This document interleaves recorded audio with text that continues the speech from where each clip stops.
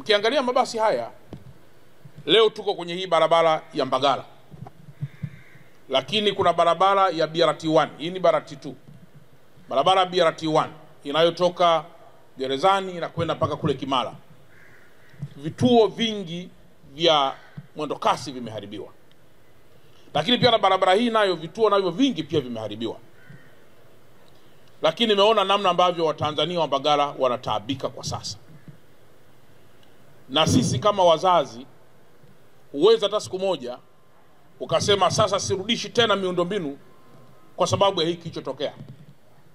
Nimekwisha elekeza, hakuna shule hata moja iliyoharibiwa ambayo itafungwa kwa sababu ya uharibifu huo. Pesa hiyo ya serikali inaendelea na ukarabati wa shule, ukarabati wa vituo vya afya na ukarabati wa miundombinu mingine ambayo inaweza kuwa ilipata madhara.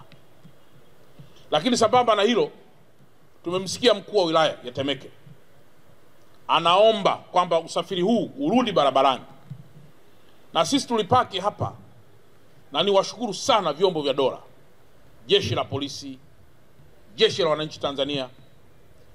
Mabasi kama haya mnaoyaona, yote haya unaoyaona hapa, kama tungezembea mabasi haya yote yangeweza kuchoma moto, lakini pengine leo yangekuwa ni majuto ya kile ambacho tumekwisha kifanya.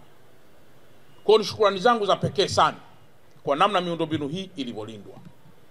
Sasa kwa kuwa maombi ya mkuu wa wilaya, na yeye ndiye anayekaa hapa panaona wananchi wake wanavyotaabika, leo ni tarehe 18 ya mwezi wa 11 2025, na waelekeza DART, na waelekeza UDART, na waelekeza TANESCO, taasisi zote za serikali zinazohusika kwa pamoja chini ya katibu tawala wa mkoa ndugu yangu Muhinte, wahakikishe tarehe 20 ya mwezi wa 11 2025 Alhamisi saa 2 asubuhi au hata kabla, mabasi yote yanaingia kwenye barabara kubeba wasafiri wa hii barabara ya Mbagala kuelekea mjini.